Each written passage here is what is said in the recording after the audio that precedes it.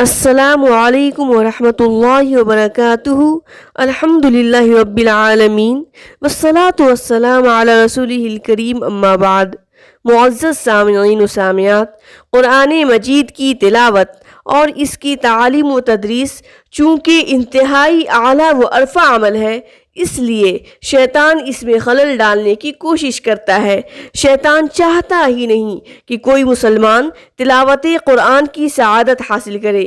اسی وجہ سے ہم میں سے ہر ایک کو قرآن حکیم پڑھنے سے پہلے اعوذ باللہ من الشیطان الرجیم پڑھ لینی چاہیے، یعنی ہر قسم کے شرور کے مقابلہ کے لیے اللہ تعالیٰ کی مدد اور اس کی پناہ مانگ لینی چاہیے۔ اس لیے ہم قرآن مجید کا درس شروع کرنے سے پہلے اسی کے بارے میں جانتے ہیں تاکہ اس پر ہم عمل کر سکیں، کیونکہ بغیر علم کے کسی بھی شے پر ہم اس طرح عمل نہیں کر سکتے جس طرح جاننے کے بعد کر سکتے ہیں۔ تو آئیے سب سے پہلے اعوذ باللہ من الشیطان الرجیم کا معنی و مفہوم سمجھتے ہیں۔ اعوذ کا معنی ہے میں حفاظت طلب کرتا ہوں، میں پناہ لیتا ہوں یا میں پناہ مانگتا ہوں۔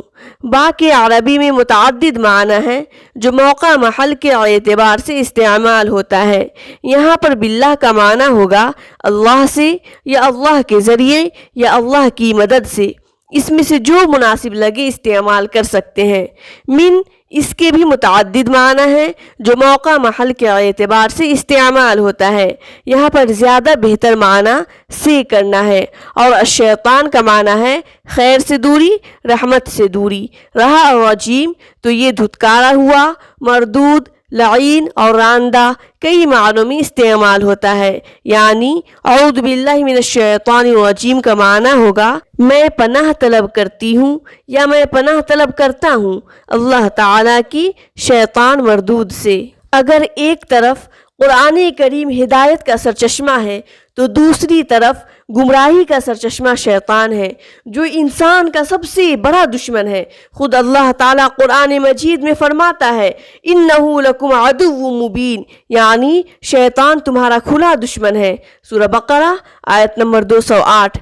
اسے کسی صورت اور کسی بھی حال میں انسان کا قرآن حکیم پڑھنا برداشت نہیں، سو وہ ہر ممکن کوشش کرتا ہے کہ انسان قرآن کریم پڑھنے سے باز رہے، اور اگر کوئی پڑھتا ہے تو اس کے دل میں وسوسے ڈال کر گمراہ کرنے کی کوشش کرتا ہے۔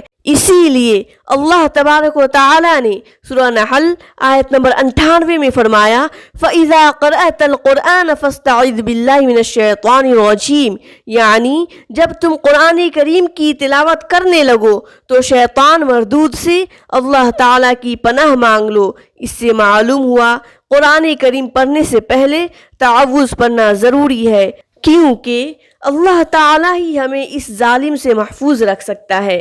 تعوذ کے لفظی معنی پناہ مانگنے کے ہیں، اور شریعت میں شیطان مردود اور کسی بھی شر والی مخلوق کے شر و نقصان اور وسوسہ وغیرہ سے اللہ تعالیٰ کی پناہ مانگنے کو تعوذ کہتے ہیں۔ محترم سامعین و سامعات، ہم لوگ اکثر دو چیزوں سے پناہ مانگتے ہیں۔ اس کا مطلب یہ ہوا کہ پناہ دو قسم کی ہوا کرتی ہے۔